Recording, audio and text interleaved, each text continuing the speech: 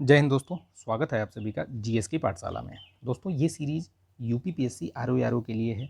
साथ ही आप एपीएस या यूपी पीसीएस का जो कोर एग्ज़ाम होगा उसके लिए भी ये महत्वपूर्ण सीरीज़ है, क्योंकि जो जीके और स्टैटिक पार्ट है वो आपको सभी परीक्षाओं में, चाहे वो वनडे एग्ज़ाम्स हों, ठीक है, आपके चाहे फिर पीएससी किसी स्टेट पीएससी के एग्ज़ाम्स हों, सभी एग्ज़ाम्स के लिए आपको ये काम आएंगे। तो इसको देखिएगा, अच्छे से देखिए, इसको हल कीजिए, ठीक है।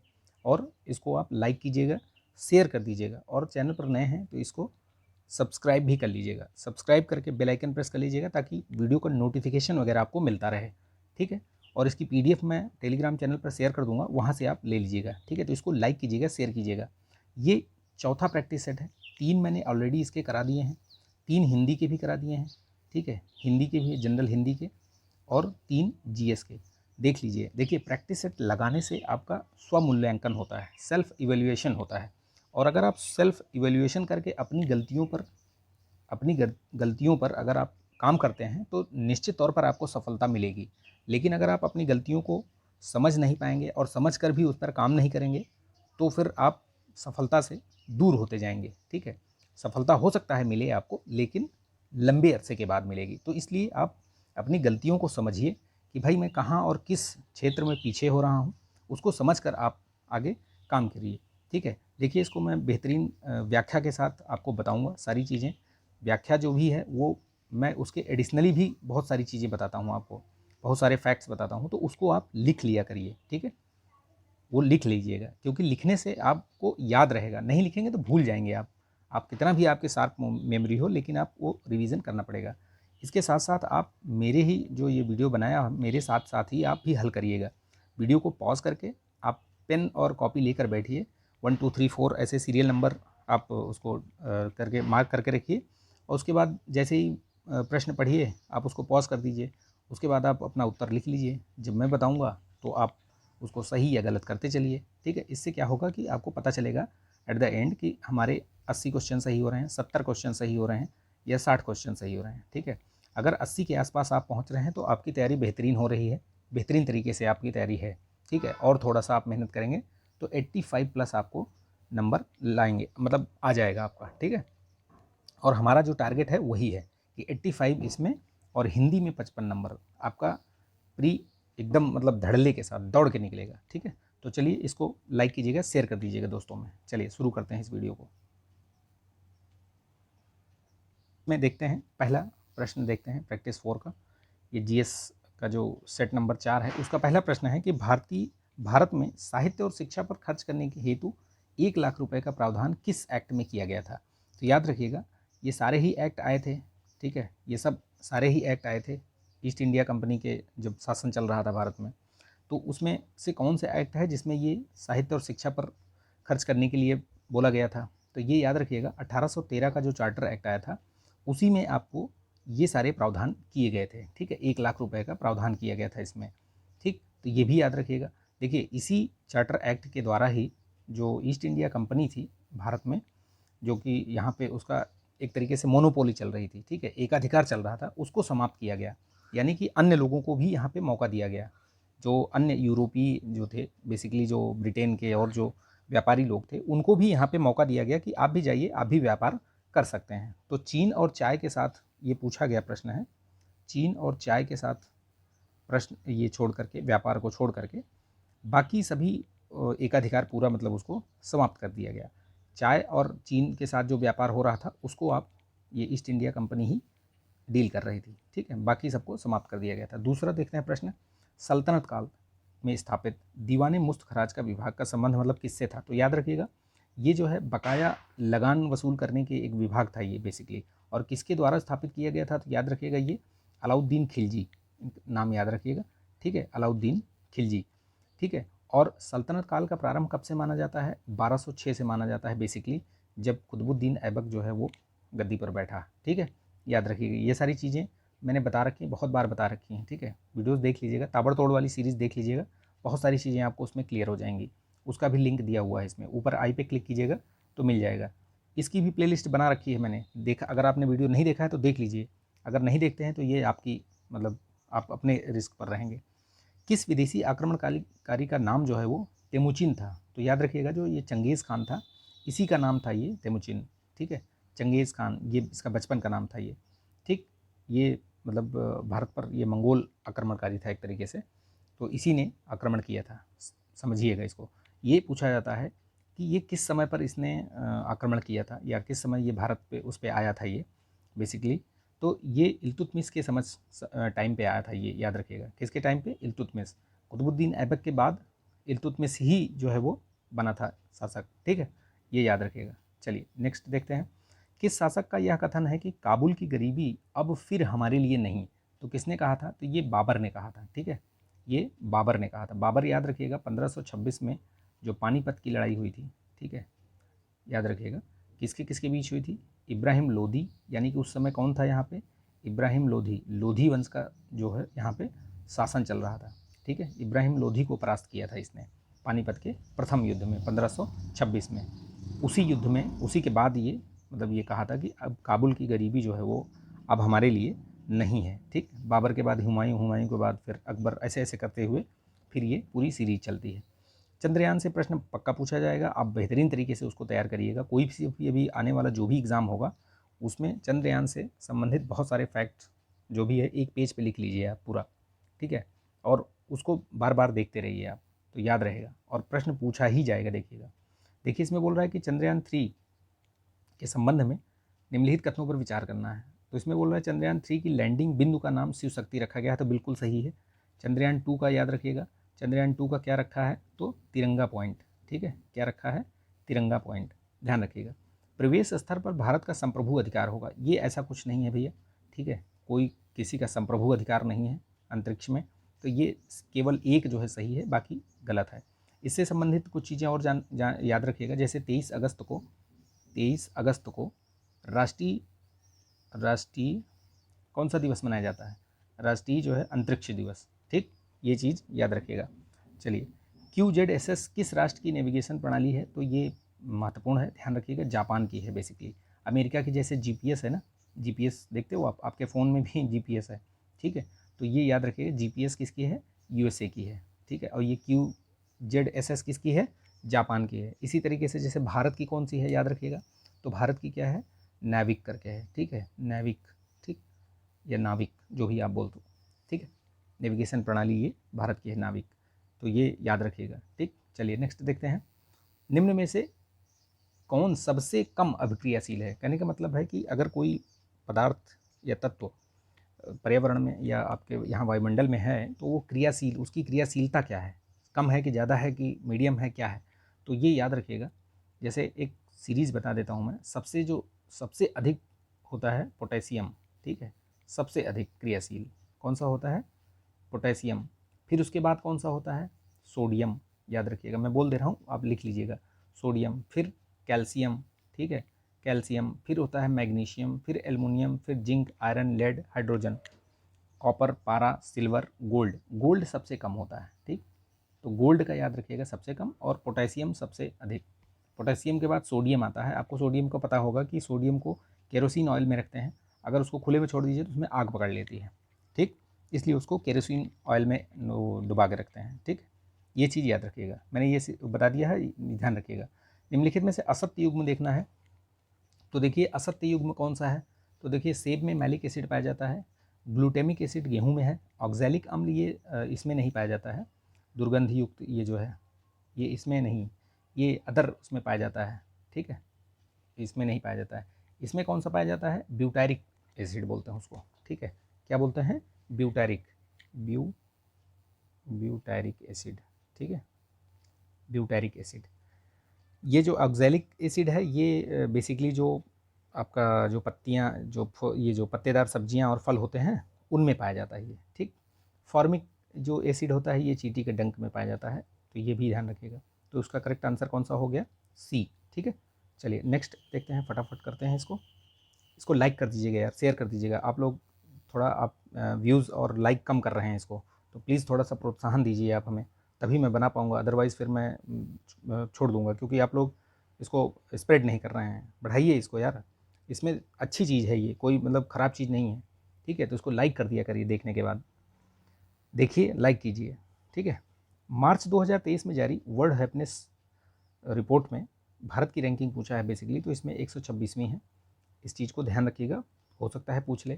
किसके द्वारा जारी किया जाता है, तो UNSDSN करके है संस्था, ठीक है, सस्टेनेबल डेवलपमेंट सॉल्यूशन नेटवर्क, ठीक, UN की है, वो जारी करती है, तो याद रखिएगा, ठीक। इसमें पहले स्थान पे कौन है, तो जो पहले उसमें है फिनलैंड है, ठीक है, ये कई सालों से है इसमें, तो वो भी याद रखिएगा, ठीक। ये मानव विकास सूचकांक देखिए, ये भी देख लीजिए, ये भी 21-22 में पूछ रहा है, तो शीर्ष स्थान पे कौन सा है, स्विट्ज़रलैंड है, ठीक है।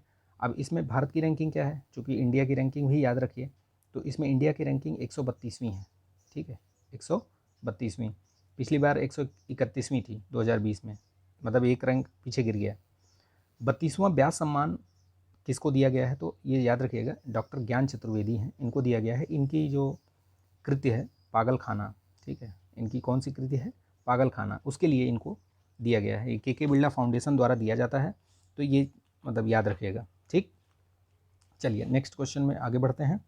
निम्नलिखित को सुमेलित करना है, देखिए इसमें सुमेलन कीजिए और ऑप्शन भी देख लीजिए, अपने आंसर आप करते रहिए फटाफट, ठीक है, लिखते रहिए उसको। देखिए दयानंद सरस्वती, स्वामी विवेकानंद, आत्माराम पांडुरंग, और इधर संस्थाएं लिखी हैं।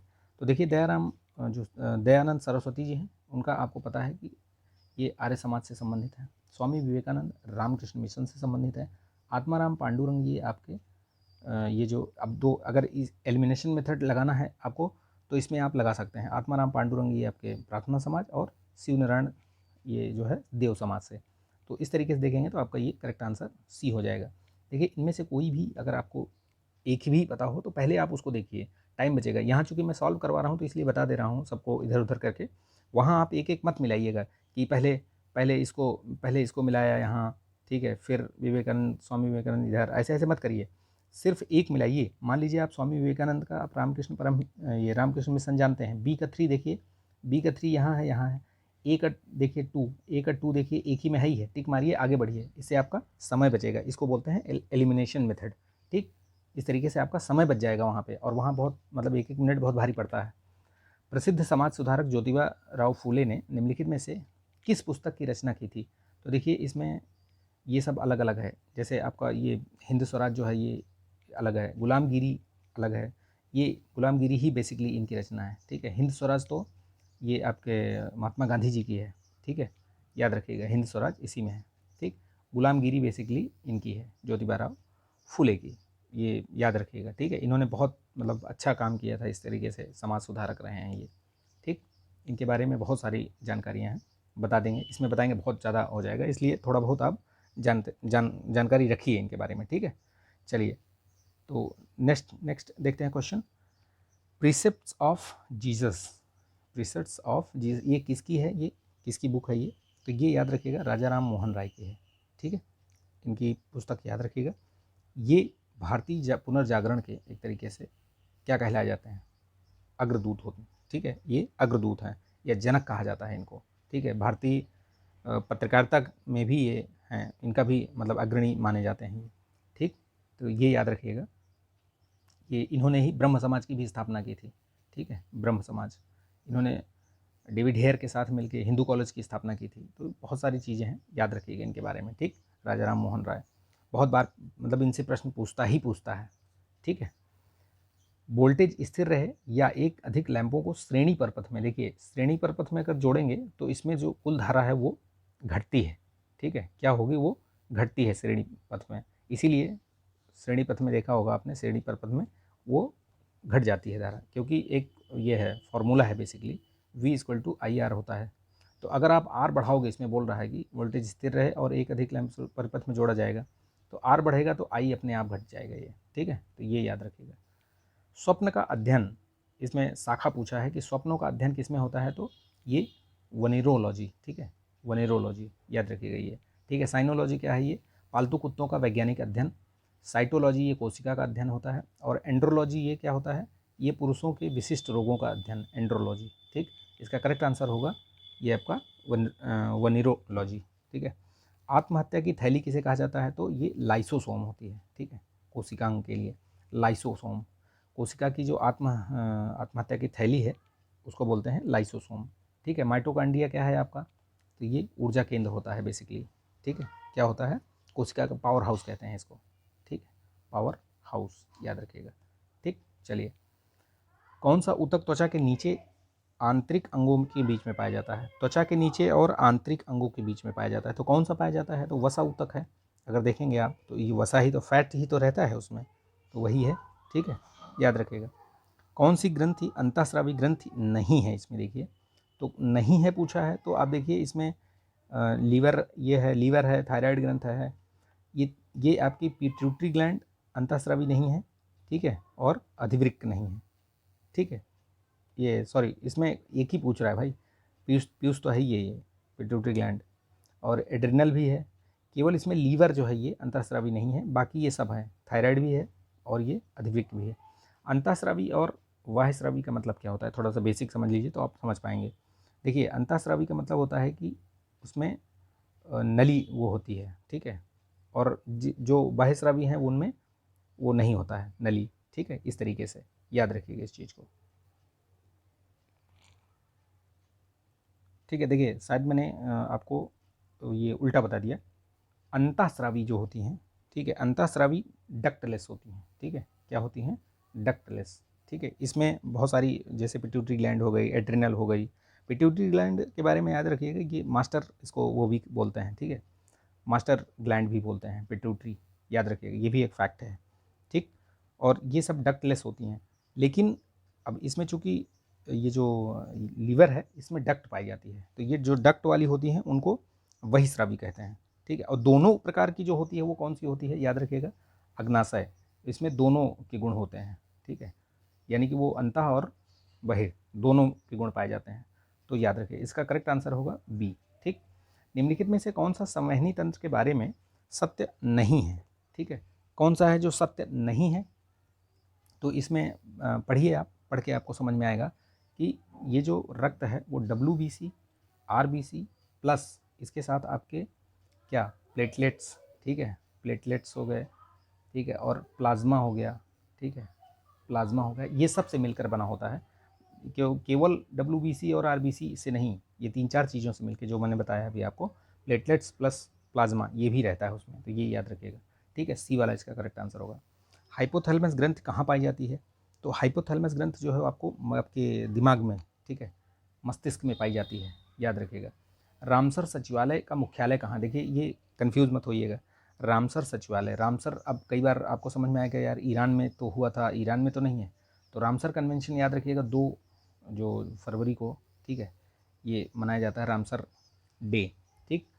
और ये इसकी जो पहली जो बैठक हुई थी ये ईरान में ही हुई थी, रामसर जगह पे, इसीलिए इसको रामसर कन्वेंशन भी कहा जाता है, तो याद रखिएगा इस चीज़ को, और इसमें कंफ्यूज मत होइएगा, ऐसे कई बार कंफ्यूज हो जाते हैं, तो ईरान नहीं है इसका, जो ये है जिनेवा में है, ठीक है, ये चीज़ याद रखिएगा। चलिए नेक्स्ट देखते हैं, फटाफट आगे बढ़ते हैं। देखिए, सर्वेंट्स ऑफ इंडिया सोसाइटी नामक संस्था की स्थापना किसने की थी, तो ये गोपाल कृष्ण गोखले ने की थी, तो याद रखिएगा, इनका नाम याद रखिएगा, 1905 में की थी, ये भी ध्यान रखिएगा, ठीक है।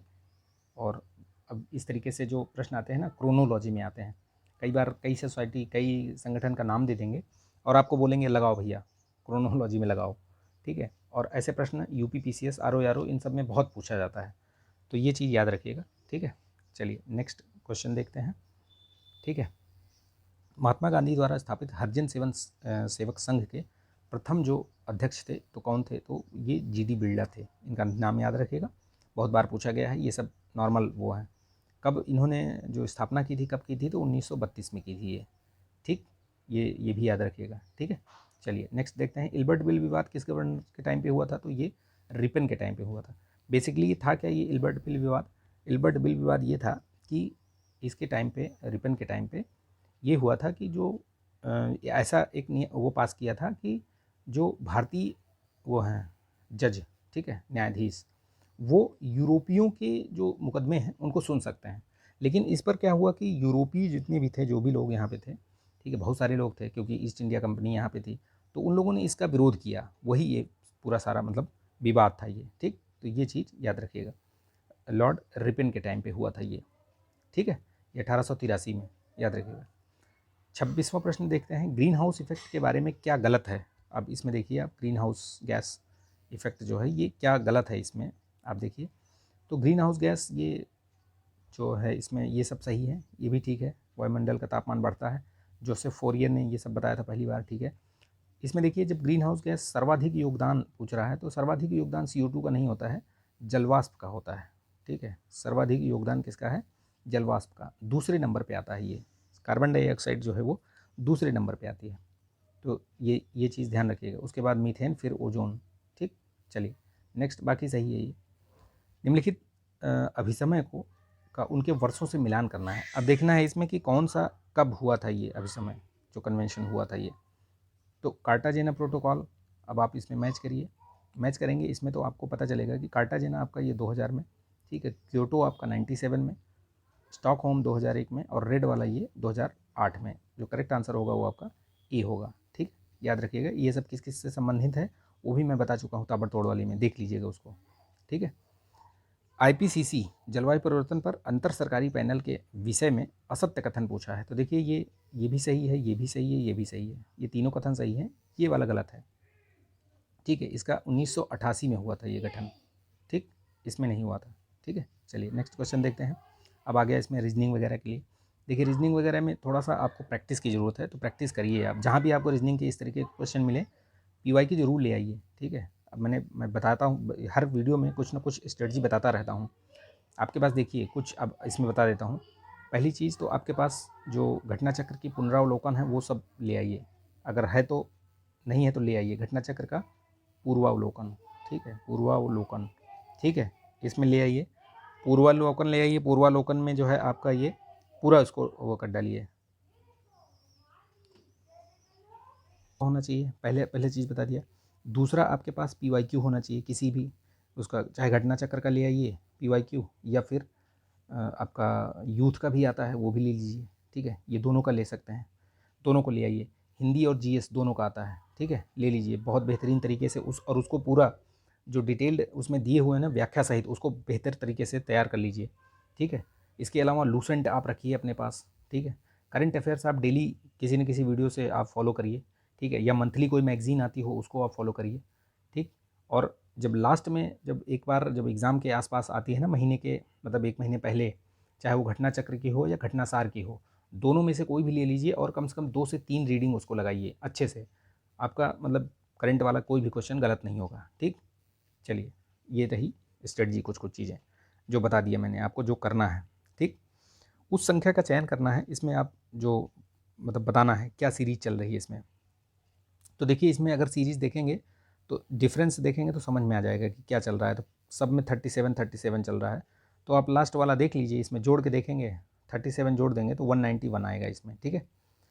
अब देखिए इसमें भी आपको क्वेश्चन मार्क की जगह पे क्या आएगा इसमें, तो इसमें जब देखेंगे ना कैसे कैसे सीरीज चल रहा है, सीरीज ये चल रहा है इसमें 3 × 3 किया है, फिर 3 + 3 कर दिया है, तो 3 × 3 9 और 3 + 3 96, वही यहाँ पे आपका ये तीसरा नंबर आ गया।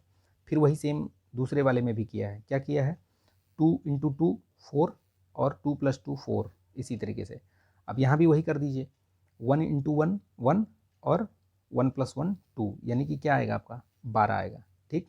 इसी तरीके से आपका ये करेक्ट आंसर हो जाएगा, 12D हो जाएगा। देखिए पुष्पा ने अपनी सहेलियों सुजाता और राधा का परिचय देते हुए कहा, राधा की नानी का इकलौता दामाद सुजाता का पिता है, ठीक है। तो नीचे दिए गए विकल्पों में से चयन करो कि सुजाता का राधा से क्या संबंध है। तो इसमें अगर आप देखेंगे पढ़ेंगे इसको,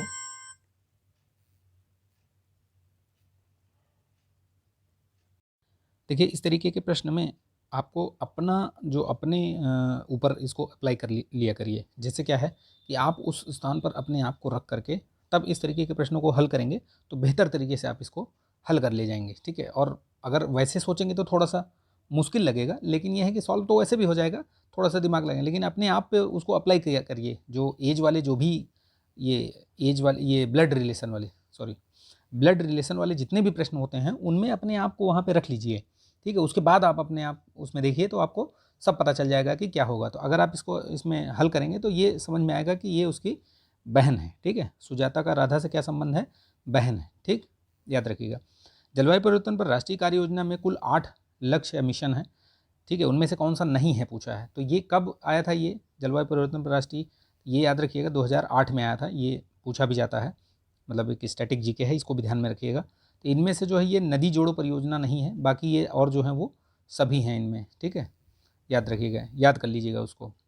जैव विविधता के मापन के लिए जो जैव विविधता को अल्फ़ा बीटा गामा नामक श्रेणियों में विभाजित किसने किया था, ये तो ये विटेकर महोदय थे, इन्होंने इसको जो है ये विभाजित किया था। अल्फ़ा क्या होती है, जैसे कि अल्फ़ा मतलब होता है कि मैं बता देता हूँ, थोड़ा बेसिक पता रहेगा, क्योंकि ये ऐसे भी पूछ लेता है प्रश्न कि अल्फ़ा विविधता क्या है या बीटा विविधता क्या है, उसमें ऑप्शन दे देगा आपको, या उसका पूरा लिख के दे देगा, फिर निम्नलिखित में से ये कौन सी विविधता है, तो ये याद रखिएगा। जैसे अल्फ़ा क्या होता है, तो अल्फ़ा क्या होता है कि किसी एक ही पारितंत्र में जैव विविधता, यानी एक पारितंत्र है, इसमें जो जैव विविधता है, ठीक है, एक ही जैव विविधता के लिए उसको अल्फ़ा कहते हैं, ठीक है, अल्फ़ा हो गई वो। बीटा क्या है, तो बीटा क्या होती है कि विभिन्न पारितंत्रों के मध्य, यानी एक यहाँ है, एक यहाँ है, एक यहाँ है, एक यहाँ है, तो ये सब यहाँ भी कुछ जैव विविधता है, यहाँ भी है, यहाँ भी है, तो इनके सब के मध्य जो जैव विविधता होगी उसको क्या कहेंगे, बीटा विविधता, ठीक है। और गामा क्या होती है, गामा क्या है कि जैसे ये बहुत मतलब बड़ा संपूर्ण क्षेत्र कह सकते हो एक तरीके से, ठीक है, संपूर्ण क्षेत्र में जो विविधता होती है उसको गामा कहते हैं, तो याद रखिएगा ये, ठीक। चलिए नेक्स्ट देखते हैं, जैव विविधता हॉटस्पॉट के बारे में ये आपको असत्य कथन चुनना है इसमें से।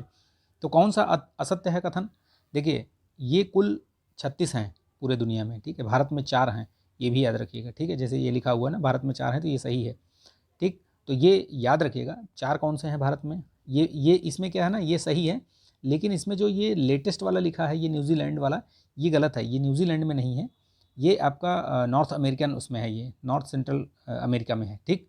ये जो अंतिम हॉटस्पॉट उसमें मतलब जुड़ा था ये लिस्ट में, तो इसी वजह से ये गलत है। बाकी ये ठीक है कि कुल भूमि का लगभग ये 2.3%, ठीक है, और 50% जो हॉटस्पॉट इसी में, मतलब 50% पौधे इन्हीं में हैं, ये भी है और ये भी सही है।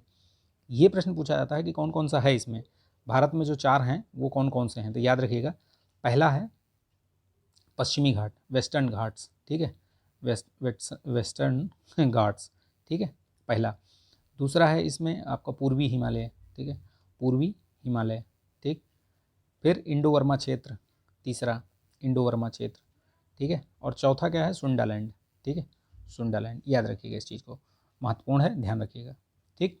चलिए नेक्स्ट देखते हैं, तीरथगढ़ जलप्रपात किस राष्ट्रीय उद्यान में अवस्थित है। इस तरीके से बहुत प्रश्न पूछे जाते हैं, ठीक है, कि कौन सा जलप्रपात कहाँ है या कौन सा अभ्यारण्य कहाँ है, ठीक। तो ये याद रखिएगा, ये आपका कांगेर घाटी, कांगेर घाटी कहाँ है राष्ट्रीय उद्यान, ये छत्तीसगढ़ में है, ठीक, ये भी याद रखिएगा। चलिए नेक्स्ट देखते हैं, मियावाकी पद्धति क्या है, तो ये मियावाकी पद्धति जो है ये वन संरक्षण से है। वन संरक्षण ये एक प्रकार की पद्धति है बेसिकली वन को उगाने की, मतलब बहुत तेज़ी के साथ वन उगता है इसमें, और मतलब सघन वन उगता है।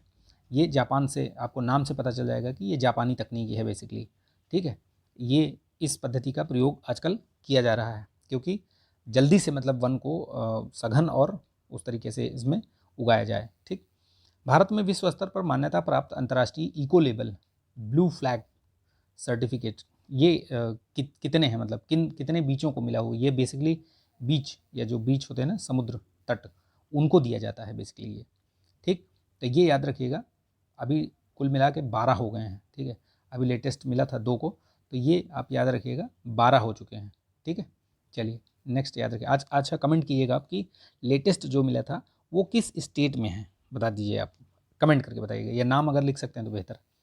पश्चिमी चक्रवाती विक्षोभ के बारे में असत्य कथन बोला है, इसमें से आपको असत्य कथन चुनना है। तो इसमें असत्य कथन, ये देखिए ये वाला सही है आपका, ठीक है, ये भी सही है, ये भी सही है, ये जो डी वाला है ये गलत है, ठीक है। पूर्वी तटों को ज़्यादा प्रभावित करता है, तो ये सही नहीं है। आप पश्चिमी विक्षोभ जो उत्तरी और ये वाला पश्चिमी भाग है ना ये भारत का, ठीक है, ये मान लीजिए इंडिया का अपना मैप है, ठीक है, तो ये जो ये तो पूरा ये जो यहाँ वाला जो भाग है ना, ये वाला भाग, ठीक है, ये वाला भाग ज़्यादा प्रभावित होता है, ठीक। तो इसीलिए ये डी इसका जो है गलत है, ठीक। कोरोमंडल तट पर अधिकतर वर्षा किन चक्रवातों से होती है, तो जो चक्रवात होते हैं ये भारत का तट है, ये मान लो, ठीक है, ये पश्चिमी तट है और ये पूर्वी तट है, ठीक है, ये पश्चिमी और ये पूर्वी। तो जो पूर्वी तट पे पूछ रहा है तो पूर्वी तट और इधर वाले दोनों तटों पर, ठीक है, बेसिकली दोनों तटों पर जो ये उष्णकटिबंधीय चक्रवात होते हैं वही, क्योंकि अपना भारत जो है वो उष्णकटिबंधीय क्षेत्र में ही इसमें मतलब इसका जो पूरा भाग है ये सब पड़ता है, सागरों में ही ये चक्रवात उत्पन्न होते हैं, ठीक है। तो इसी वजह से ये याद रखिएगा, उष्णकटिबंधीय चक्रवात जो होते हैं, ट्रॉपिकल जिनको कह सकते हो आप, वही चक्रवात ज़्यादा वर्षा का कारण बनते हैं यहाँ, ठीक। नारियल, ताड़, केवड़ा और एंगार ये सब किस टाइप के वृक्ष हैं, तो ये मैग्रोव, ठीक है, याद रखिएगा। 2023-24 वाले जो बजट है, केंद्रीय बजट में 23-24 में केंद्रीय बजट में मिष्टी योजना चलाई गई थी, मिष्टी योजना, ठीक है, वो किसके लिए थी, वो मैग्रोव वनों के लिए ही थी, ये चीज़ ध्यान में रखिएगा।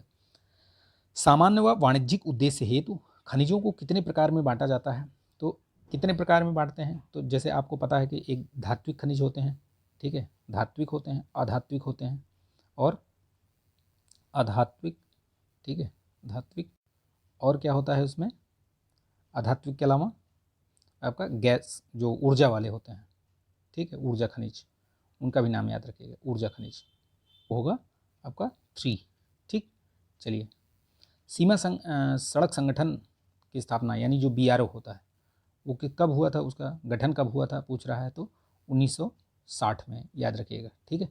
ये जो जितनी भी सीमाएं जहाँ जहाँ होती हैं वहाँ पे ये जितनी भी सीमाएं हैं जिस तरफ भी हैं वहाँ पे जो रोड वगैरह का निर्माण कार्य इसी के द्वारा किया जाता है, BRO के द्वारा। निम्नलिखित में से कौन सी अक्षांश रेखा भारत को लगभग 2 बराबर भागों में बांटती है, तो ये तो बहुत सिंपल सा क्वेश्चन है, आपको इसमें बहुत ज़्यादा कुछ बताने की जरूरत नहीं है।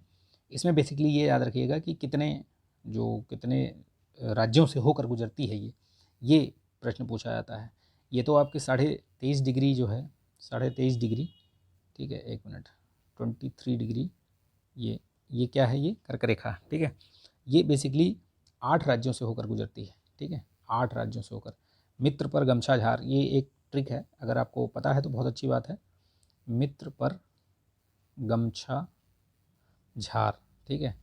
अब इसमें मैं राज्यों को जोड़ता जा रहा हूँ, बताता जा रहा हूँ, आप याद कर लीजिएगा इसको, इसी से मैच कर लीजिएगा, ठीक है। जैसे इसमें मिजोरम हो गया, ठीक है, त्रिपुरा हो गया, ठीक है, मिजोरम हो गया, त्रिपुरा हो गया, बंगाल हो गया, आपका छत्तीसगढ़ हो गया, झारखंड हो गया, ठीक है, राजस्थान हो गया, गुजरात हो गया, मध्य प्रदेश हो गया, ठीक, इतने हो गए 8, तो ये काउंट कर लीजिएगा आप, उसी से मैच कर लीजिएगा, मित्र पर गमछा झार, उसी से आप अंदाज़ा लगा लेंगे, याद रहेगा आपको, भूलेंगे नहीं, ठीक है। इसमें दिया गया है कि कथनों पर विचार करना है और कौन सा कथन असत्य पूछा है, ठीक। प्रश्न पढ़ते ही आपको जो कीवर्ड है उसको जरूर या तो राउंड कर लीजिए या अंडर, या तो गोला खिंचा लीजिए उसको, या तो उसको उस पर ऐसे ऐसे कर लीजिए ताकि याद रहे कि सही पूछ रहा है गलत पूछ रहा है, नहीं तो गलत हो जाता है, आता हुआ प्रश्न गलत हो जाता है। हिमालय पर्वत की श्रृंखला की चौड़ाई पश्चिम से पूर्व की ओर घटती जाती है, तो बिल्कुल सही है, पश्चिम में ज़्यादा चौड़ा है और जैसे जैसे आप पूर्वी तरफ आएंगे वैसे वैसे इसकी चौड़ाई कम होती जाती है, तो पहला वाला कथन बिल्कुल ठीक है, ठीक है, ये पहला नहीं दूसरा कथन सही है, पहला पढ़ा ही नहीं मैंने। हिमालय पर्वत श्रृंखला का विस्तार पश्चिम पूर्व दिशा में सतलज नदी से लेकर ब्रह्मपुत्र नदी तक है, तो सतलज नदी से है क्या, सतलज नदी तो काफ़ी नीचे है भाई, सिंधु नदी से है, ठीक है, सिंधु नदी से, क्योंकि सबसे ऊपर वही है, सिंधु ही है, ठीक है, सतलज तो काफ़ी नीचे है, IJC, ठीक है, RBS यानी सतलज, सतलज बहुत नीचे है, ठीक, ये ट्रिक है, याद रखिएगा, IJC और RBS ऐसे याद रखेंगे तो आपको कई बार उत्तर से लेके दक्षिण, दक्षिण से लेके उत्तर के बीच में जो क्रम लगाने को आता है वो प्रश्न आप बहुत मतलब सिंपल वे में हल कर लेंगे उसको, ठीक। तो ये चीज़ है, तो ये पहले वाला ही गलत है, सतलज नदी से नहीं सिंधु नदी से, बाकी सब सही हैं इसमें, बाकी सब नहीं, और एक दो और आगे पढ़िए, पूरा तो पढ़ा ही नहीं, अच्छा 3-4 है ना, वो ऑप्शन वाइज दिया हुआ है, ठीक।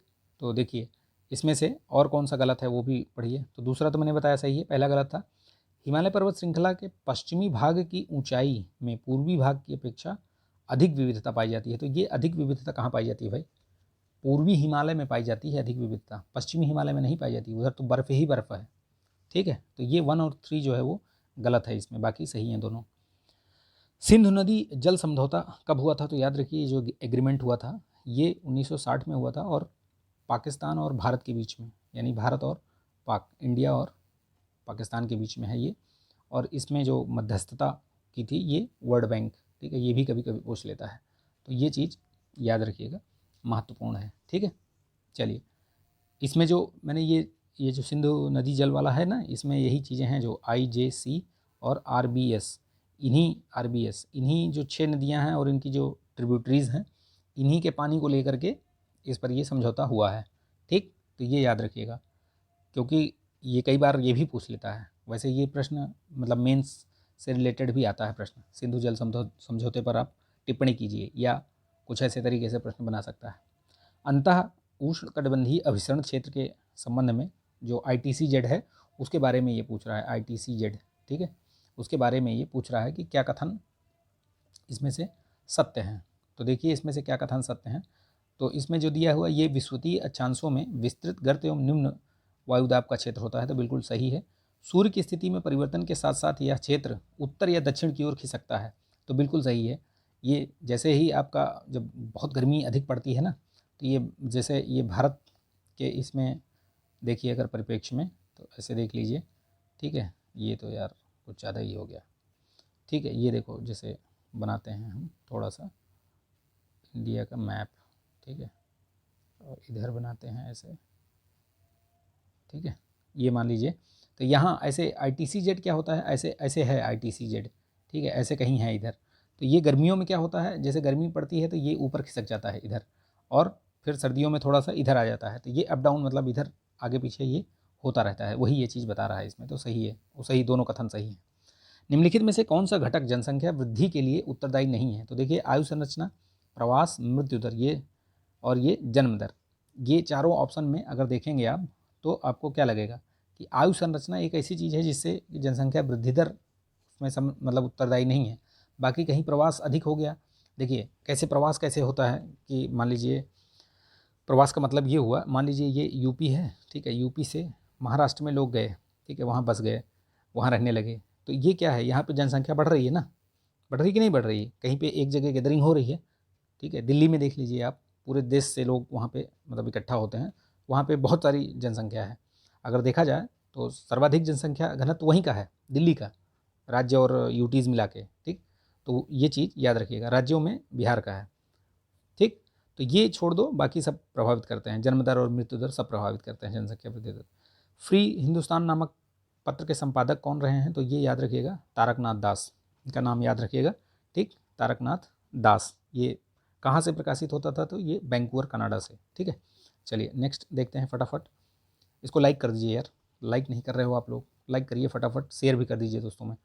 किस क्रांतिकारी ने कहा था कि सांप्रदायिकता भी उतनी ही बड़ी शत्रु है जितना कि उपनिवेशवाद, तो ये भगत सिंह ने कहा था, याद रखिएगा, भगत सिंह, सांप्रदायिकता को लेकर के भगत सिंह भी जो है वो उनका जो विचार था वो यही था कि वो भी उतना ही खतरनाक है जितना कि उपनिवेशवाद, इसलिए याद रखिएगा। इनको फांसी दी गई थी जो 23 मार्च 1931 को, किसके साथ दी गई थी और किस घटना में दी गई थी ये भी याद रखिएगा, लाहौर षड्यंत्र, ये पूछता है ये, लाहौर षड्यंत्र में, ठीक है, 1931 में, 23 मार्च 1931 को इनको भगत सिंह को, बटुकेश्वर दत्त, इनको जो है फांसी दी गई थी, ठीक, ये याद रखिएगा। चलिए नेक्स्ट देखते हैं, नेक्स्ट क्वेश्चन देखिए, चंद्रशेखर आज़ाद आपको पता है कि ये अल्फ्रेड पार्क में इन्होंने अपने आप को ही गोली मार ली थी, ठीक, ये लाला हरदयाल से, ये लाला हरदयाल इन्होंने जो है ये गदर नामक जो संस्था थी और गदर नामक पत्रिका, ये सब का संस्थापन इन्होंने किया था, ठीक है, याद रखिएगा। किस किस चीज़ से संबंधित हैं वो चीज़ ध्यान में रखिएगा, क्योंकि कई बार क्या होता है कि वो मैचिंग में दे देता है और हम लोग कन्फ्यूज़ हो जाते हैं, तो वो ध्यान रखिएगा, ठीक है। किसे आधुनिक हिंदू शायरी का जन्मदाता कहा जाता है, तो वली दक्कनी, ये वली दक्कनी थे जिनको कि आधुनिक उर्दू शायरी का जन्मदाता कहा जाता है, ठीक, याद रखिएगा। फिर यहाँ पे रीजनिंग और इसका आ गया थोड़ा सा, देखिए इसमें क्या है, कुछ नहीं है, ये यहाँ पे आप इसको मैच कर वो कर लीजिएगा, जहाँ पे जो मतलब रिप्लेसमेंट दिया हुआ है वो आप रख लीजिएगा, और ये नियम याद रखिएगा, कौन सा, बडमास, ठीक है, पहले ब्रैकेट, फिर ऑफ, फिर डिवीज़न, फिर मल्टीप्लिकेशन, फिर ऐड, फिर सब्सट्रैक्शन, ठीक है। अगर इस फॉर्मूले पे करेंगे, पहले जो भी आपका है, जो जिस तरीके से बताया मैंने उस तरीके से करेंगे तभी आपका उत्तर आएगा, अगर उल्टा पुल्टा कर देंगे तो आपका आंसर जो है वो गलत भी हो सकता है, ठीक है, तो ये याद रखिएगा। इसमें करेक्ट आंसर आएगा 498, सॉल्व कर लीजिएगा उसको। कुछ दंत मंजन हैं जो चमक प्रदान करते हैं, उनका कारण क्या है, तो उसमें अभ्रक होता है, अभ्रक मिलाया जाता है, ठीक है, वही होता है, टूथपेस्ट में मिलाया जाता है ये, ठीक। चलिए नेक्स्ट, निम्नलिखित में से कौन सा उद्योग चूना पत्थर को कच्चे माल के रूप में उपयोग करता है, तो ये सीमेंट उद्योग है जो कि आपका चूना पत्थर को कच्चे माल के रूप में इस्तेमाल करता है। भारत की इलेक्ट्रॉनिक राजधानी क्या है, तो ये बेंगलुरु, याद रखिएगा, ठीक है। निम्नलिखित में से अब ये मैच करना है, ठीक है। देखिए कोयला क्षेत्र और देश कौन कौन से हैं, जैसे आपको पता है कि जर्मनी का कौन सा है ये, चीन का देखो सांगसी क्षेत्र, ठीक है, यूएसए, ये अब यूक्रेन में देखो डोनेट्स बेसिन है, ये सी का 4 देख लीजिए, इसमें सी का 4 यहाँ है, सी का 4 यहाँ है, ठीक है। जर्मनी का सार, बी का 2 देख लीजिए, यहाँ पे है, यहाँ पे है, तो यानी कि यही वाला करेक्ट आंसर हो जाएगा आपका, ठीक। इसी तरीके से आपको सॉल्व करना है, ठीक है।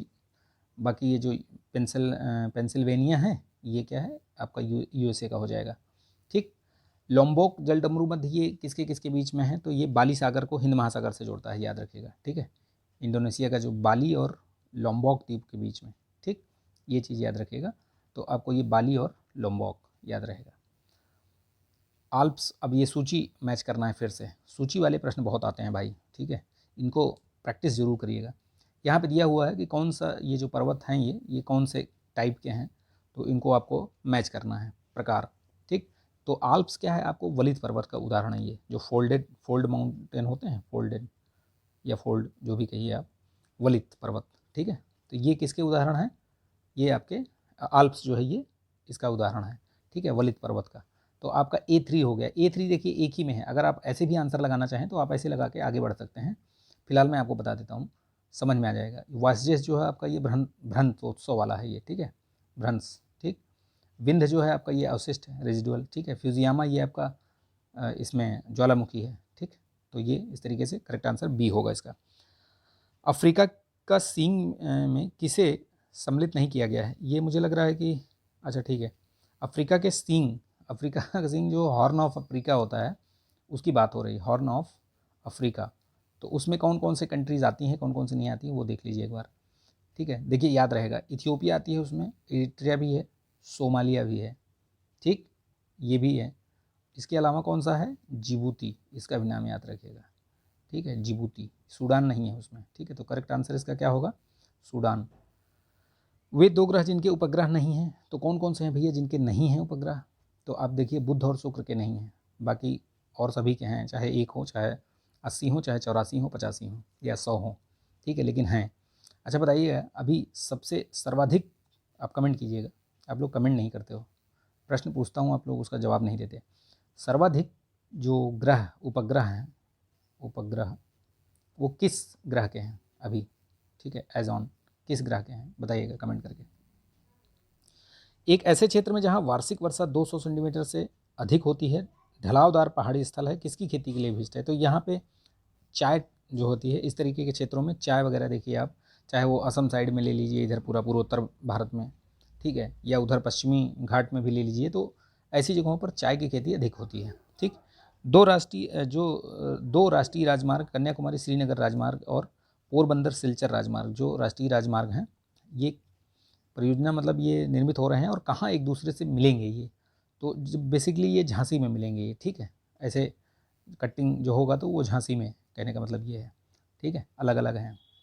अगर ये देखा जाए तो काफ़ी मतलब लंबा और ये सब बहुत बड़ा है ये, ठीक है। राउरकेला इस्पात संयंत्र को लौह अयस्क की आपूर्ति कहाँ से होती है, तो ये याद रखिएगा, जो ये राउरकेला है, अलग अलग क्षेत्रों में अलग अलग हैं, तो उनको सबको पूछा जाता है ये। तो देखिए राउरकेला जो संयंत्र है, इस्पात संयंत्र, ये है कहाँ, ये उड़ीसा में, याद रखिएगा, ठीक है।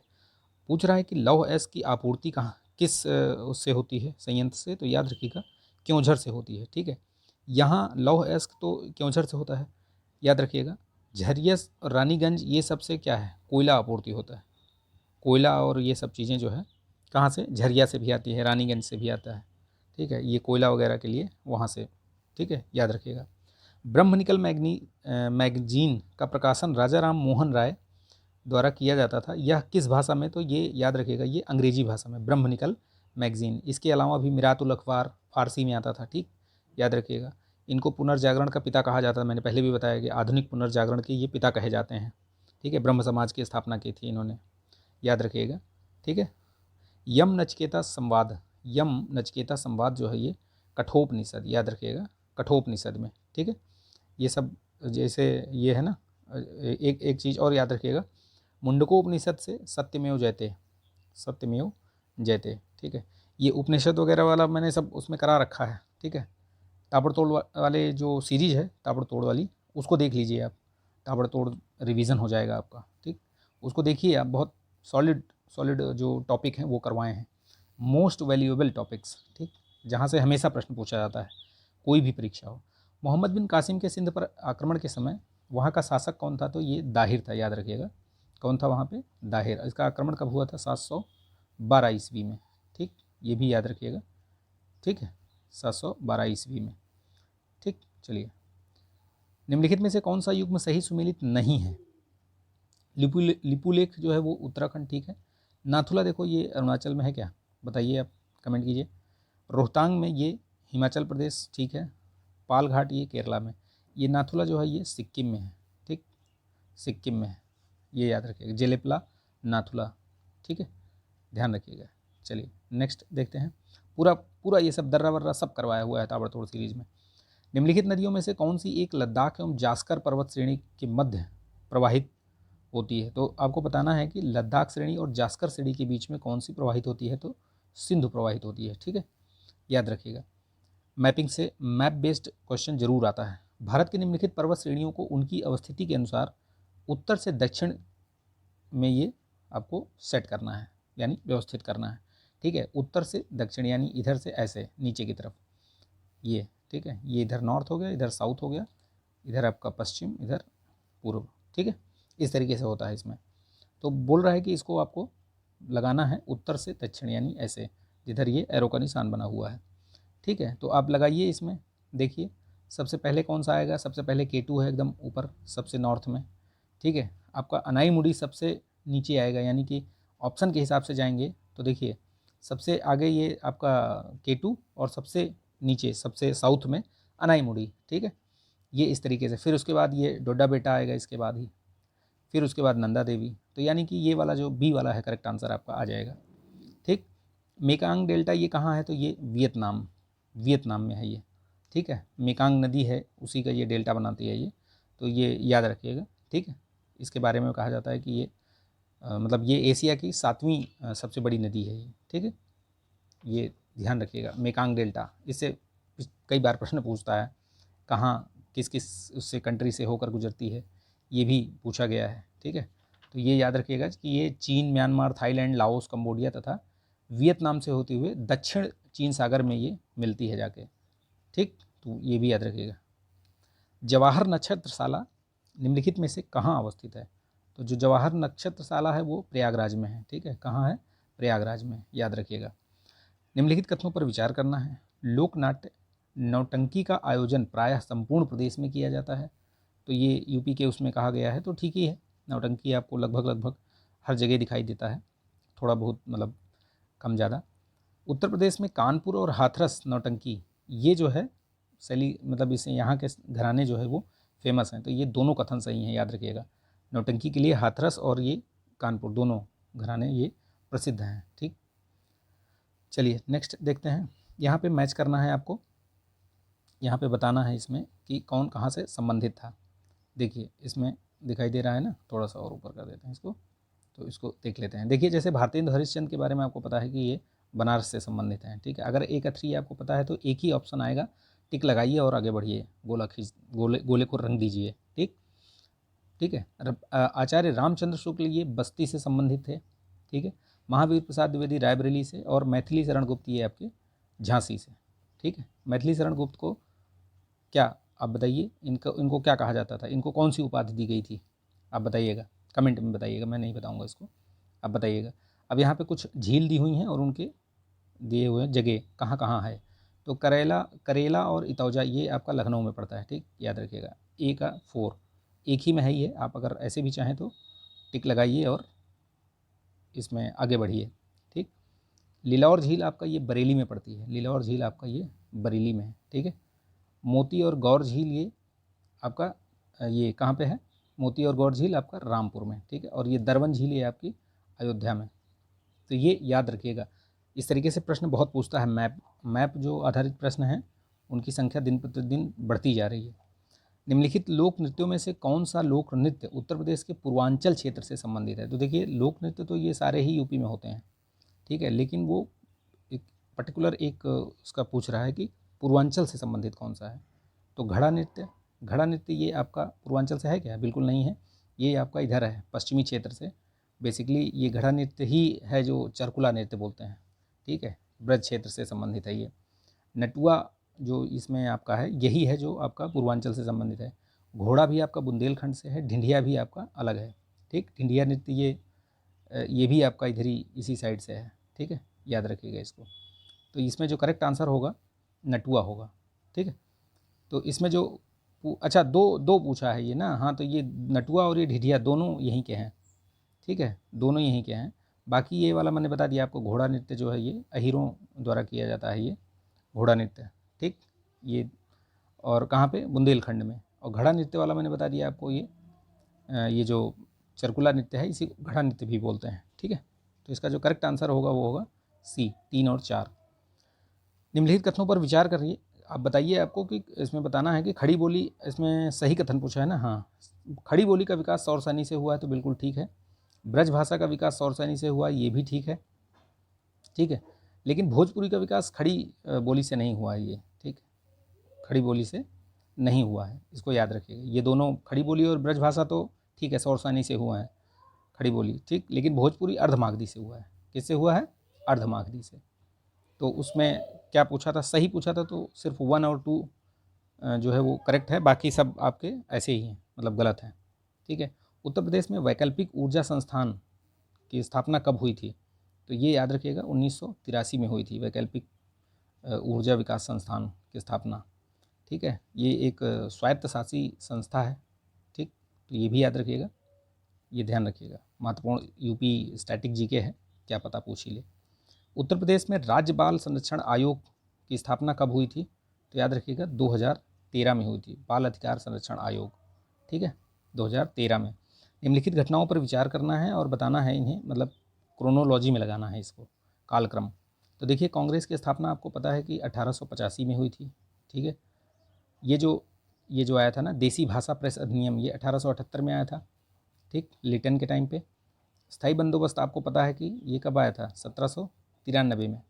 और बंगाल का विभाजन कब हुआ था आपका? 1905 में। अब इसी हिसाब से आप लगा सकते हैं इसको क्रम से। तो सबसे पहले आपका ये कौन सा आएगा? स्थायी बंदोबस्त आएगा 3, तो सबसे पहले 3 आएगा, इसको लगा दीजिए आप बी, आपका ये करेक्ट आंसर हो जाएगा। इसी हिसाब से लगा लीजिए आप, मैंने लिख दिया, ये ईयर वाइज लिख लीजिएगा आप। जातीय विद्रोह और उनके नेता का नाम दिया हुआ है, इसमें कौन सा सही सुमेलित नहीं है बताना है। तो देखिए, खासी विद्रोह में तीरथ सिंह है, बिल्कुल मतलब फिट है एकदम, ठीक है। आपके ये रंपा विद्रोह में ये अल्लूरी सीताराम राजू भी हैं, RRR मूवी बनी है उसी पे, देखिएगा। फ़कीर विद्रोह ये मोतीलाल तेजावत नहीं थे इसमें। फ़कीर विद्रोह ये फ़कीर घुमंतु जो फ़कीर हुआ करते थे उनके द्वारा ये था ये। तो इसमें मजनून शाह, चिराग अली, इन सब लोगों का नाम आता है, ठीक है, ये मोतीलाल तेजावत नहीं, ठीक, ये चीज़ याद रखिएगा। मुंडा विद्रोह ये बिरसा मुंडा, ठीक है। तो इसका जो करेक्ट आंसर होगा इस वाले का 79 का फ़कीर विद्रोह, यानी कि ये सी।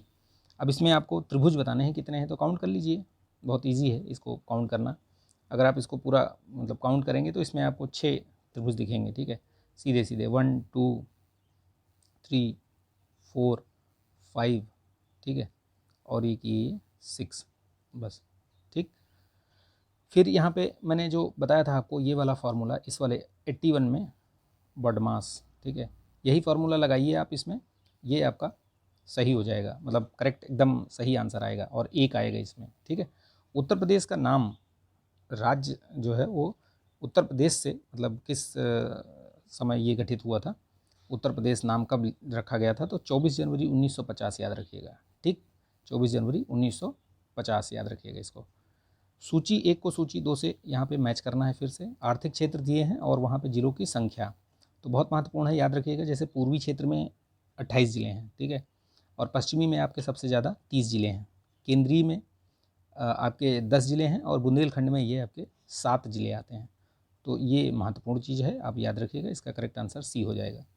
भारतीय राष्ट्रीय कांग्रेस के उत्तर प्रदेश में सर्वाधिक अधिवेशन कहाँ हुए हैं, मतलब जो ये ऑप्शन दिए हुए हैं इनमें से बताना है आपको कि कहाँ कहाँ हुए हैं। देखिए इलाहाबाद में हुआ है, इलाहाबाद में लगभग 3 हुआ है। कब कब हुआ है वो भी याद रखिएगा। 1888 में हुआ है और 1892 में हुआ है और 1910 में हुआ है। ठीक है, सबसे ज़्यादा यहाँ हुआ है। फिर आपका लखनऊ में भी हुआ है, ठीक, कानपुर में हुआ है। तो ये याद रखिएगा। इसके मतलब इस हिसाब से इसमें हुआ तो सब जगह है ये, लेकिन पूछ रहा है कि किन शहरों में सर्वाधिक बार हुआ है, तो वो याद रखिएगा कि लखनऊ और इलाहाबाद, यानी 3-3 बार लगभग हुए हैं इसमें और यहाँ दोनों जगह पे। ठीक, तो ये याद रखिएगा। बाकी सब में जैसे कानपुर में भी हुआ है एक बार, ठीक, 1925 में। बनारस में हुआ है एक 1905 में, याद रखिएगा। ठीक, और ये मेरठ में 1946 में हुआ है, तो ये भी याद रखिएगा। ठीक है, तो 1 और 2 इसका जो करेक्ट आंसर होगा, इलाहाबाद और आपका लखनऊ। ठीक है, चलिए नेक्स्ट देखते हैं। लखनऊ में याद रखिएगा जो 1916 वाला हुआ था, आपको याद होगा। ठीक है, उसमें जब लीग और कांग्रेस के बीच समझौता हुआ था, ठीक, वो भी याद रखिएगा। प्लस जो 1936 में भी हुआ था एक अधिवेशन, जवाहरलाल नेहरू ने, पंडित जवाहरलाल नेहरू ने किया था, उसका जो अध्यक्षता उसकी की थी, तो वो भी याद रखिएगा। ठीक, निम्नलिखित कथनों को पढ़िए। देखिए इसमें कथन सही पूछना है, सही कथन बताना है। तो जौनपुर के सुल्तान हुसैन सरकी ने ख्याल गायकी को लोकप्रिय बनाया, ये बिल्कुल ठीक है। ठीक है, बिल्कुल सही है ये। और मोदू खां और बख्शू खां ये दोनों तबले के लखनऊ घराने के सूत्रपात किए थे इन्होंने। मोदू खां और बख्शू खां, इनका नाम याद रखिएगा। ये इस तरीके के आर्ट एंड कल्चर वाले उसमें प्रश्न बहुत पूछता है। ठीक, नागरिक उड्डयन मंत्रालय ने 3 हवाई अड्डों में प्रवेश हेतु डिजी यात्रा फेस रिकग्निशन सॉफ्टवेयर शुभारंभ किया है।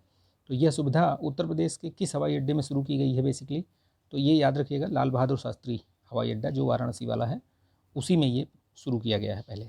ठीक है, पूरे देश में 3 हैं जिनमें से कि वो एक है। ठीक, केंद्रीय चिड़ियाघर प्राधिकरण ने उत्तर प्रदेश में देश के पहले नाइट सफारी, तो देश का पहला नाइट सफारी जो है वो लखनऊ में, वही कुकरेल में। ठीक, कुकरेल पहले भी बताया है मैंने ये चीज़, तो कुकरेल में ये खोला जा रहा है, याद रखिएगा। तीसरे खेलो इंडिया यूनिवर्सिटी गेम्स 2022 के संबंध में निम्नलिखित कथनों पर विचार करना है, बताना है आपको इसमें असत्य कथन कौन सा है। तो देखिए असत्य कथन कौन सा है इसमें, तो ये आयोजन इसका 25 मई से 3 जून के मध्य हुआ था, बिल्कुल ठीक है। ये आपका यूपी में हुआ था, ये भी ध्यान रखिएगा। इसका जो गीत था खेलो इंडिया हर दिल में देश है, ये भी सही है। इसका शुभंकर क्या है, जीतू बारासिंघा, ये भी याद रखिएगा। तो ये महत्वपूर्ण है, इसमें से असत्य पूछा है तो ये डी हो जाएगा, यानी कि सारे सही हैं इसमें। ठीक है, तो ये चीज़ याद रखिएगा कि शिशु मृत्यु दर जो इन्फेंट मोर्टेलिटी रेट है उसको किस प्रकार से प्रदर्शित किया जाता है। तो याद रखिएगा, एक वर्ष में 1 वर्ष से कम आयु के जो मृत शिशुओं की संख्या है वो, और उसको भाग करिए आप किससे, सजीव जन्मे बच्चों से, और मल्टीप्लाई कीजिए 1000 से, तो वो जब निकल कर जो आएगा वो होगा आपका IMR जिसको बोलते हैं। ठीक है, अभी बताइए कि, तो प्रश्न पूछूंगा मैं आपसे, इंडिया का IMR कितना है। ठीक है, इंडिया का IMR, और दूसरा बताइए यूपी में कितना है IMR, कमेंट कीजिएगा फटाफट, देखते हैं कौन कमेंट करता है, सही आंसर कौन कमेंट करता है। कार्यशील जनसंख्या तथा ऐसी जनसंख्या को जो कार्यशील नहीं है के बीच अनुपात को क्या कहा जाता है, तो ये आश्रितता अनुपात कहलाता है। क्या कहलाता है, आश्रितता अनुपात। ठीक है, जनसंख्या नीति 2000 के लक्ष्यों में आपको पढ़ के बताना है इसमें कि कौन सा कथन सही है। तो पढ़िए आप, देखिए इनमें से आपको पता चलेगा कि कौन सा कथन सही है। ठीक है, थोड़ा छोटा कर लेते हैं तो दिखेगा ये। ठीक, तो 14 वर्ष की आयु तक स्कूली शिक्षा को निःशुल्क अनिवार्य करना ठीक है। सर्वव्यापी टीकाकरण की बच्चों के लिए व्यवस्था करना बिल्कुल ठीक है, ये सही है। TFR 1.5 तक लाना ये बिल्कुल गलत है।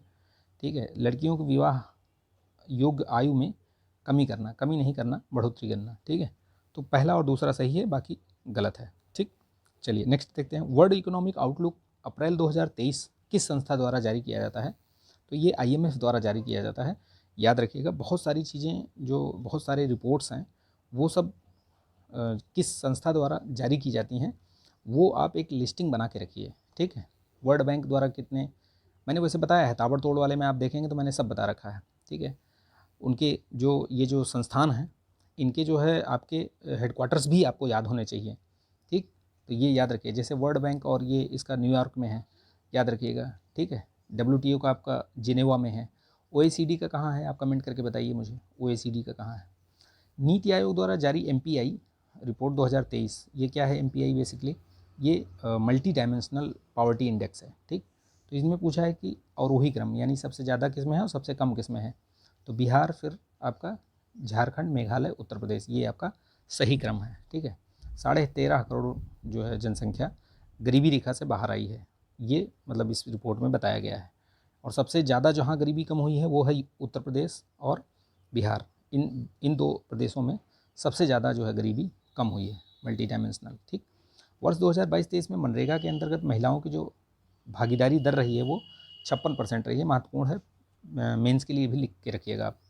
निम्नलिखित पर विचार करना है और बताना है कि कौन सी विधियां जो है वो राष्ट्रीय आय के मापन में यूज़ होती हैं।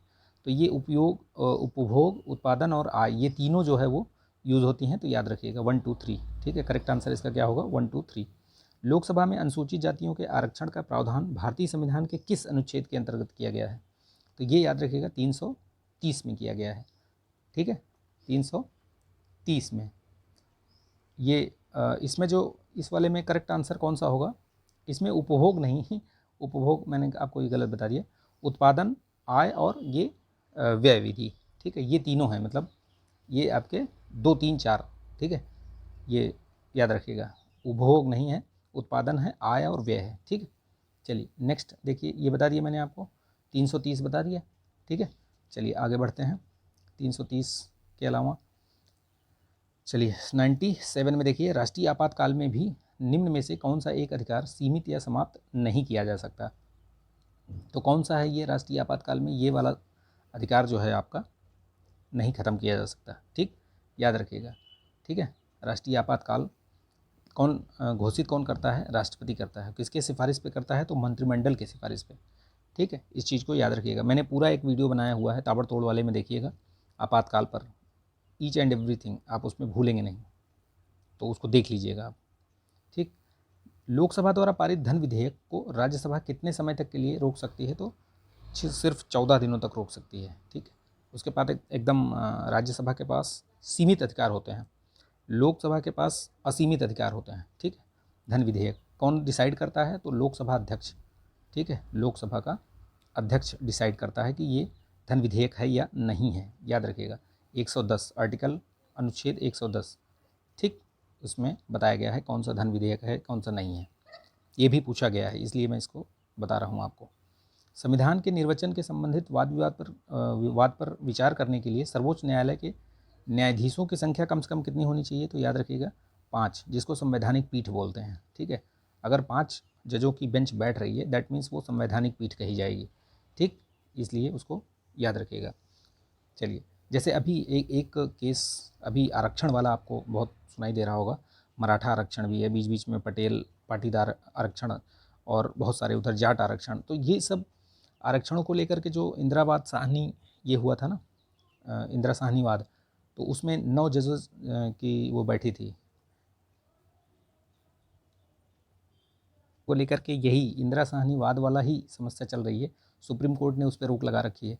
तो ये जब तक ये 9, चूँकि उस टाइम पे 9 जज थे, अब 9 से ज़्यादा होंगे, जब तक 11 नहीं होंगे, 11 जजेस की वो नहीं बैठेगी बेंच, तब तक इसमें जो है वो आगे कुछ अगला जो डिसीजन होगा या इस पर कुछ सुधार होगा वो नहीं हो पाएगा, ठीक है, तो याद रखिएगा ये, ठीक। 100वां क्वेश्चन देखते हैं हम। 100वें में बोल रहा है कि आरबीआई के गवर्नर दिए हैं, उनके कार्यकाल उसमें बताना है कि कौन कौन कब कब रहा है। देखिए, तो जैसे ये याद रखिएगा इसमें, तो देखिए इसमें आरबीआई के गवर्नरों को उनको कार्यकाल के अनुसार इसमें आपको सेट करना है, इसमें मतलब आपको कालक्रम में लगाना है, ठीक है। तो देखिए सबसे पहले आप इसको लिख लीजिएगा, याद कर लीजिएगा, क्योंकि बहुत बार पूछता है, ये बहुत बार पूछा था, ठीक है।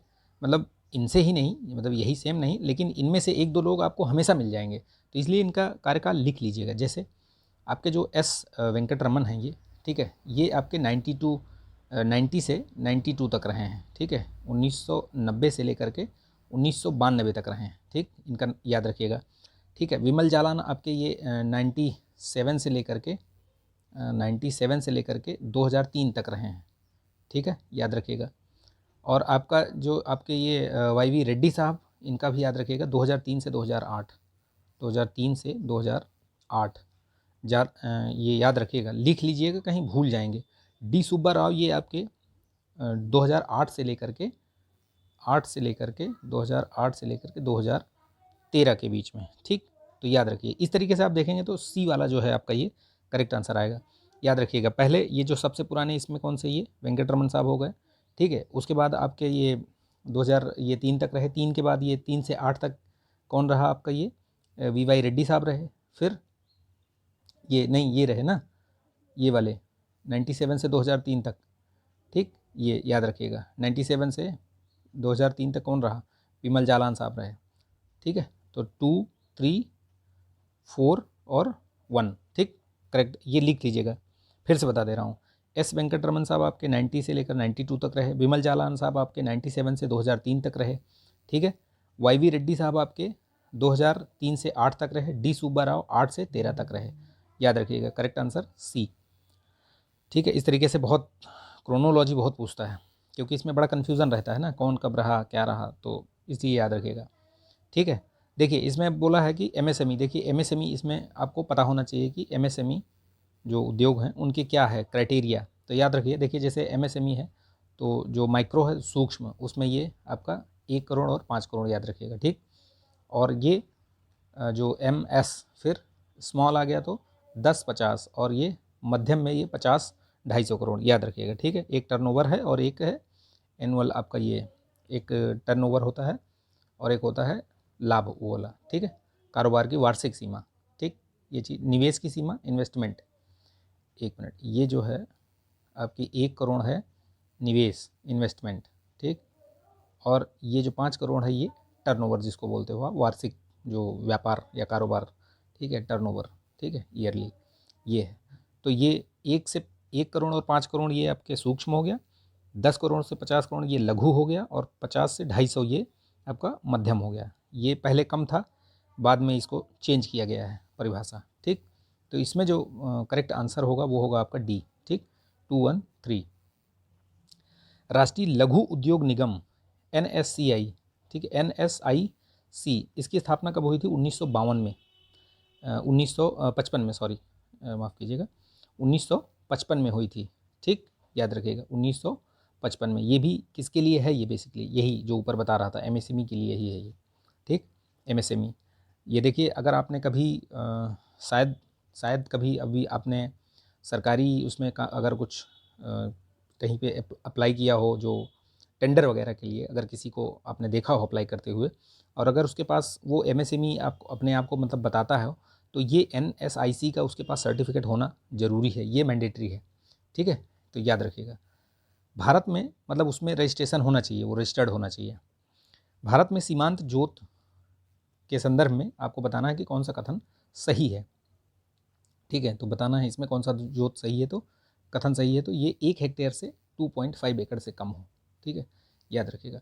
दक्षिण पूर्व एशिया में एकमात्र जो भू आवेष्टित यानी जो लैंड लॉक्ड कंट्री है वो है कौन सा, लाओस, ये चीज़ याद रखिएगा, ठीक, लाओस। भारतीय उपमहाद्वीप में बोली जाने वाली भाषाओं में बोलने वालों की सर्वाधिक संख्या के आधार पर हिंदी के बाद कौन सी भाषा सर्वाधिक बोली जाती है, तो बांग्ला बोली जाती है। महत्वपूर्ण है, ध्यान रखिएगा, ठीक। निम्नलिखित में से किस राज्य में नलकूपों द्वारा सिंचित भूमि क्षेत्र सर्वाधिक है, तो याद रखिएगा यूपी में है, लगभग 73% से अधिक है, 75% के आसपास, ठीक है। निम्नलिखित में से किसे मेगा डाइवर्स देश के रूप में जाना जाता है, तो ये याद रखिएगा ऑस्ट्रेलिया को जाना जाता है, ठीक है। ये महत्वपूर्ण है, इस तरीके से प्रश्न पूछे जाते हैं, ठीक। कितने कंट्रीज़ हैं वैसे मेगा डाइवर्स, अगर विश्व में पूछा जाए तो 17 देश हैं, ठीक, इनको याद रखिएगा।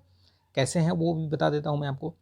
ऑस्ट्रेलिया, ब्राज़ील, चीन, ठीक है, ऑस्ट्रेलिया हो गया, ब्राज़ील हो गया, चीन हो गया, कंबोडिया हो गया, कांगो हो गया, ठीक है, इक्वाडोर हो गया, इंडिया हो गया, इंडिया भी आता है मेगा डाइवर्स में, याद रखिएगा, ठीक। इंडोनेशिया हो गया, मेडागास्कर हो गया, मलेशिया हो गया, मैक्सिको हो गया, ठीक है, पापुआ न्यू गिनी, पेरू, ये फिलीपींस, ठीक, फिलीपींस, साउथ अफ्रीका और यूएसए के बाद फिर वेनेजुएला। ये बेसिकली आपके अल्फ़ाबेटिकली हैं, इसलिए उसी तरीके से इसको बता दिया मैंने आपको, ठीक।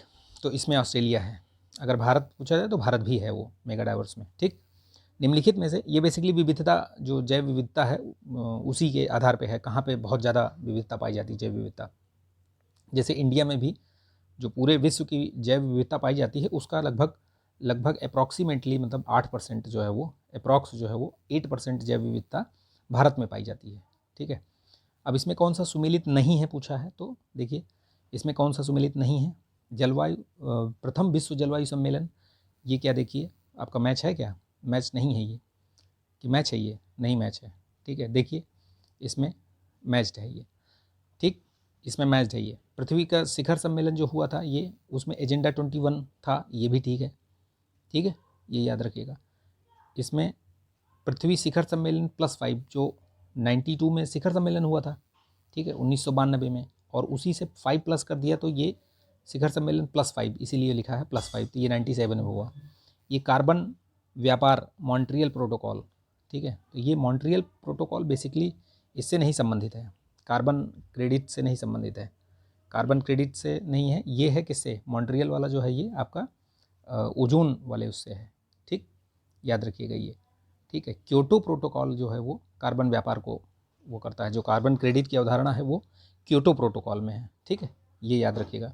और ये वाला किससे संबंधित है, ये ओजोन संरक्षण, ओजोन संरक्षण दिवस ओजोन दिवस कब मनाया जाता है, 16 सितंबर को, अभी कुछ दिन पहले ही मनाया गया था। 2023 में इसकी थीम क्या है बताइए आप कमेंट करके, वैसे काफ़ी लंबी चौड़ी थीम है तो बताइएगा आप, ठीक। निम्नलिखित नगरों में से कौन सा राष्ट्रीय राजधानी क्षेत्र में अवस्थित है, देखिए इसमें से आपको याद रखना चाहिए कि राष्ट्रीय राजधानी में कितने ज़िले हैं, क्या हैं, ये सब पता होना चाहिए आपको। एनसीआर में कौन कौन से ज़िले आते हैं, कितना एरिया किस राज्य का आता है। बेसिकली अगर देखा जाए तो आपके हरियाणा, आपका यूपी, ठीक है, राजस्थान और दिल्ली, ये मतलब 4 स्टेट और यूटीज़ मिला करके एनसीआर बनता है ये पूरा, ठीक। तो इसमें हरियाणा के जो है वो 13 ज़िले आते हैं, यूपी के जो है इसमें लगभग 8 ज़िले आते हैं, और इसमें पूछा जाता है सबसे लास्ट में कौन सा जुड़ा है, तो वो शामली डिस्ट्रिक्ट जो है वो सबसे लास्ट मतलब 8वां यही था। और राजस्थान के 2 ज़िले आते हैं, भरतपुर और अलवर, याद रखिएगा। और दिल्ली तो खैर पूरा मतलब है ही है, जितने उसके ज़िले हैं। कितने ज़िले हैं दिल्ली में, 7 ज़िले हैं, ठीक है, तो ये याद रखिएगा, ठीक। तो इस तरीके से इसमें पूछ रहा है कि कौन सा मतलब है इसमें शहर, तो ये अम्बाला छोड़ दीजिए, बाकी ये खुर्जा, रोहतक और ये करनाल, ये सब हैं, ठीक, याद रखिएगा। कूलगाड़ी ये ऑस्ट्रेलिया के किस प्रांत में है, कूलगाड़ी, तो ये वेस्टर्न ऑस्ट्रेलिया में पड़ता है, ठीक है, मैप देखिएगा आप पता चल जाएगा। फर्रुखाबाद बेसिकली ये किसके लिए जाना जाता है, फर्रुखाबाद ये जो है हाथ की छपाई के लिए है, ठीक, कांच, ये जो कालीन वगैरह है ये मिर्ज़ापुर, भदोही, ये सब ये वाले एरिया में है, ठीक है। इत्र आपको पता है कि कन्नौज नगरी, ठीक है, कन्नौज में, ठीक, याद रखिएगा। इत्र वगैरह कांच की जो चीज़ें हैं जैसे चूड़ी वगैरह है, ये कहाँ पे है, फिरोज़ाबाद में, तो ये भी याद रखिएगा, ठीक है, ये ध्यान रखिएगा। पेरियार गेम अभ्यारण्य ये किसके लिए, तो जंगली हाथियों के लिए। जंगली गधों के लिए कहाँ है अभ्यारण्य, ये गुजरात में, ठीक, गुजरात में, कभी जो वहाँ का जो ये है ना रन ऑफ कच्छ, ठीक है, वहीं पे है, तो वहीं पे पाए जाते हैं ये जंगली गधे, याद रखिएगा इसको, ठीक। चलिए नेक्स्ट देखते हैं क्वेश्चन, 114वां क्वेश्चन। देखिए असम में मनाया जाने वाला पारंपरिक फसल कटाई उत्सव क्या है, तो वहाँ पे बेसिकली बिहू ही है, ठीक है, यही है जो मनाया जाता है, ठीक है, जो फसल कटाई के समय मनाया जाता है। सरकार की बाघ परियोजना का उद्देश्य क्या है, तो भारतीय बाघों को समाप्त होने से बचाना, ठीक, याद रखिएगा, ये याद रखिएगा। अभी बाघों की संख्या कितनी है कमेंट कीजिए, ठीक है, कमेंट करके बताइएगा। और जो टाइगर प्रोजेक्ट चला था वो कब चला था, 1973 में, बहुत पूछा जाता है, इतना मैचिंग में पूछता है ये कि मतलब आप कहीं भी देखिए उठा के, इससे प्रश्न जरूर बनाता है वो, ठीक, तो याद रखिएगा। निम्नलिखित में से कौन सा सबसे ऊंचे स्थल पर बसा हुआ है, कहाँ पे है, जो कौन सा है जो बहुत सबसे ऊंचाई पे है, तो याद रखिएगा लहासा, ठीक है, ये लहासा कहाँ है, तिब्बत में, सबसे अधिक ऊंचाई पर है ये, ठीक। चलिए हेलसिंकी की राजधानी क्या है, तो ये मतलब किसकी राजधानी है, हेलसिंकी राजधानी है किसकी, फिनलैंड की, ठीक है। ये सब जो है ये आपके यूरोपियन कंट्रीज़ हैं ये सब, ठीक, याद रखिएगा। जुरासिक पार्क क्या है बेसिकली, ठीक है, जुरासिक पार्क, इसमें ये उच्च तकनीक की एक फ़िल्म बनी थी, याद होगा आपको, इसके कई सारे पार्ट हैं, आपने देखा भी होगा, ठीक है, अच्छी मूवीज़ बनाई है इसमें, तो देखिए आप कभी। सरदार सरोवर परियोजना ओडिया से सर्वाधिक लाभ मिलता है किसको, ठीक है, इससे किसको सबसे अधिक लाभ मिलता है, तो ये गुजरात आपको सब सर्वाधिक लाभ मिलता है इसमें, याद रखिएगा, ठीक है। राष्ट्रीय संस्कृति विद्यापीठ तिरुपति, तो ये कहाँ पे है ये भी ध्यान रखिएगा। राष्ट्रीय संस्कृति विद्यापीठ तिरुपति ये है कहाँ पे, याद रखिएगा। और इसको केंद्रीय विश्वविद्यालय का दर्जा कब दिया गया, तो 2020 में दिया गया, ठीक है। दोनों चीज़ें याद रखिएगा, कहाँ अवस्थिति कहाँ पर है और कब दिया गया था दर्जा, ये भी ध्यान रखिएगा। मौलाना आज़ाद राष्ट्रीय उर्दू विश्वविद्यालय कहाँ पर स्थित है, तो कहाँ पर अवस्थित है ये भैया, तो ये हैदराबाद में आपका अवस्थित है, ठीक, हैदराबाद में। भारत का पहला ग्राफीन नवाचार केंद्र किस राज्य में, तो ये केरल में, याद रखिएगा, ठीक है, ग्राफीन नवाचार केंद्र। भारत का राष्ट्रीय पुस्तकालय कहाँ पर अवस्थित है, तो ये कोलकाता में अवस्थित है, ठीक है, ये कहाँ पे है, कोलकाता में, ध्यान रखिएगा, ठीक। भारत के प्रधानमंत्री द्वारा स्वतंत्रता दिवस पर हर साल भारत का ध्वज कहाँ फहराया जाता है, तो ये तो बच्चे बच्चे को पता है कि भैया लाल किले के प्राचीर पर, ठीक। फ्लोविन एम्फी थिएटर के रूप में जाना जाने वाला कोलिजियम कहाँ पे है, तो ये कोलिजियम कहाँ पे बड़ा फेमस है ये, ठीक है, रोम में। आपने देखा होगा उसका जो इसमें भी आता है ये, उसमें आश्चर्य वाले उसमें भी है ये, 7 वंडर्स ऑफ द वर्ल्ड में भी है, ठीक, ये भी है, याद रखिएगा। इंग्लिश चैनल को पार करने वाले पहले वाला या वाली मतलब कौन है, एशियाई, पहले एशियाई कौन है, तो ये याद रखिएगा, मिहिर सेन का नाम याद रखिएगा, ठीक है, 1958 में, कब, 1958 में, ईयर भी याद रखिएगा, ठीक। 4 बार माउंटेन एवरेस्ट की चोटी पर चढ़ने वाली पहली भारतीय महिला कौन है, इनका नाम याद रखिएगा, अंशु जिमसेम्पा, ठीक है, अंशु जिमसेम्पा। अगस्त 2023 में किसे थाईलैंड का प्रधानमंत्री चुना गया, तो ये श्रेष्ठा थवासीन है, इनका नाम याद रखिएगा, ठीक है, डी। 95th ऑस्कर अवार्ड 2023 में घोषित सर्वश्रेष्ठ फिल्म कौन सी थी, तो everything everywhere all at once, ये याद रखिएगा। इसको RR मूवी का याद रखिएगा, इसमें नाटू नाटू जो सॉन्ग है उसको ओरिजिनल सॉन्ग कैटेगरी में उसको मिला था पुरस्कार, तो ये भी याद रखिएगा। और एक डॉक्यूमेंट्री, शॉर्ट फिल्म डॉक्यूमेंट्री थी एक, उसको भी अवार्ड मिला था, वो एलिफेंट विस्पर्स करके, ठीक, वो उसका नाम भी याद रखिएगा, एलिफेंट विस्पर्स, ठीक। ये तीनों चीज़ें याद रखिएगा। जून 2023 में प्रकाशित पुस्तक थ्रू द ब्रोकन ग्लास, ये काफ़ी फेमस बुक रही है, तो याद रखिएगा, ये जो पूर्व मुख्य चुनाव आयुक्त रहे हैं TN सेशन, ठीक है, उनके द्वारा ये पुस्तक लिखी गई है, ठीक, याद रखिएगा। बेसिकली वो तो मतलब उनके बाद ये प्रकाश वो हुई है, उनकी ऑटोबायोग्राफी है ये, ठीक है, ये चीज़ याद रखिएगा। चलिए नेक्स्ट देखते हैं, ये इसके बेसिकली वही है, ठीक है। TN सेशन के बारे में बहुत कुछ कहा जाता है, तो याद रखिएगा, बड़े ही मतलब ईमानदार, बड़े ही अपने कर्तव्यनिष्ठ जिसे कह सकते हैं ना, सत्यनिष्ठ आदमी थे ये भी, ठीक। ये बोलते थे कि मैं नेताओं को अपने नाश्ते में नेताओं को खाता हूँ, आई ईट पॉलिटिशियंस इन माई ब्रेकफास्ट, ऐसे करके बोलते थे ये, ठीक, याद रखिएगा। जून, क्योंकि इन्होंने जो ये आप जो कार्ड वार्ड जो ये सब बना हुआ है, ठीक है, ये सारी चीज़ें जो ID वाईडी बनी हैं ये सब इन्हीं का किया हुआ है, ये बहुत ही मतलब एकदम क्रांतिकारी उसके थे, ये विचारों के थे और नवोन्मेषी थे, है ना, नवाचार भी करते थे ये। जून 2023 में भारत के किस देश के साथ सैन्य अभ्यास एक्सरसाइज एक्वेरियन किसके साथ होती है, तो याद रखिएगा, मालदीव के साथ, ठीक।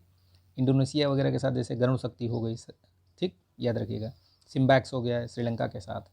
जून 2023 में जारी INRF की एक रैंकिंग है, इंडिया रैंकिंग, उसके अनुसार कौन सा शिक्षण संस्थान समग्र श्रेणी में पहले स्थान पर रहा, तो याद रखिएगा, ये जो आपका IIT मद्रास है, ठीक है, IIT मद्रास, वो जो है आपका समग्र श्रेणी में पहले स्थान पर रहा है, ठीक है। जनवरी 2023 में प्रवासी भारतीय दिवस सम्मेलन कहाँ पर आयोजन किया गया, तो ये इंदौर में।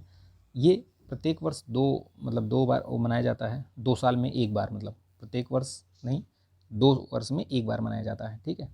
और ये गांधी जी जब वापस आए थे साउथ अफ्रीका से 1915 में, ठीक है, 9 जनवरी को बेसिकली, ठीक है, तो राष्ट्रीय प्रवासी दिवस भी मनाया जाता है, उसी के उपलक्ष्य में ये है, ठीक। तो इंदौर में इस बार हुआ था, याद रखिएगा, ठीक है।